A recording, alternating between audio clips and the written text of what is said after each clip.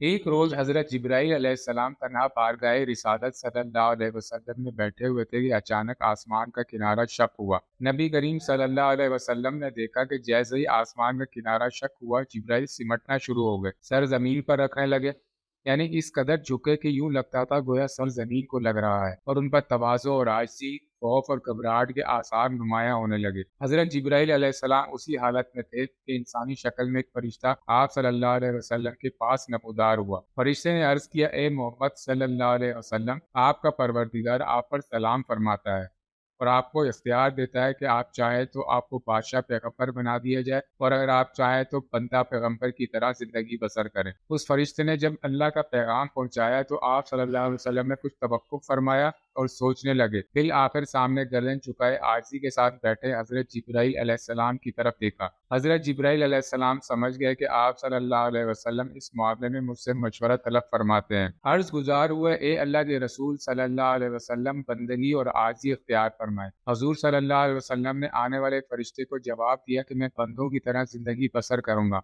مجھے بادشاہی نہیں چاہیے۔ وہ فرشتہ یہ جواب سن کر دوبارہ آسمان کی طرف عروج کر گیا تو حضرت جبرائیل علیہ السلام بھی اپنی اصلی حالت پر واپس آ گئے۔ حضور صلی اللہ علیہ وسلم نے جبرائیل علیہ السلام کو اس انداز سے دیکھا تو فرمایا، اے جبرائیل، میں تم سے پوچھنا چاہتا تھا کہ یہ فرشتہ کون ہے؟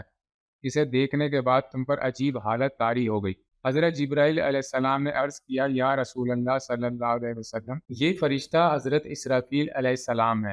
جس دن سے اللہ تعالیٰ نے انہیں پیدا فرمایا ہے، یہ تجلی الہی کے حضور کھڑے رہتے ہیں اور اپنے دونوں قدموں کی صف باندھ کر کمال خشوع سے کھڑے رہتے ہیں، حتیٰ کہ اپنی آنکھ کبھی اوپر نہیں کرتے، اور ان کے اور ان کے پروردگار کے درمیان اس حالت میں قریب بھی ہو جائے تو جل جائے۔ ان کی ڈیوٹی صرف یہ ہے کہ لوح محفوظ ان کے روبرو رکھی ہے اور انہیں اس لوح کی پوشیدہ چیزوں کی اطلاع دی گئی ہے۔ جب بھی اللہ تعالیٰ کا ارادہ اس سے متعلق ہوتا ہے کہ زمین و آسمان میں کوئی چیز واقع ہو تو وہ لوح خود بخود بلند ہو جاتی ہے اور حضرت اسرافیل علیہ السلام کے سامنے پہنچ جاتی ہے، اور یہ یعنی حضرت اسرافیل علیہ السلام اسی وقت اس لوح کو دیکھ لیتے ہیں اور اس مقدر یعنی کام کو دریافت کر لیتے ہیں۔ اگر وہ کام میرے متعلق ہو تو وہ مجھے حکم کرتے ہیں، اور اگر وہ میکائیل علیہ السلام کے متعلق ہو تو ان کو کرنے کا حکم دیتے ہیں، اور اگر ملک الموت سے متعلق ہو تو انہیں حکم مل جاتا ہے۔ حضور صلی اللہ علیہ وسلم نے فرمایا، میں نے جبرائیل سے پوچھا، آپ کس کس کام پر مقرر ہیں؟ عرض کیا، ہوائیں چلانے اور لشکروں کی فتح و شکست پر۔ پھر پوچھا، اور میکائیل؟ عرض کیا، بارش اور نباتات پر۔ پھر پوچھا، اور ملک الموت؟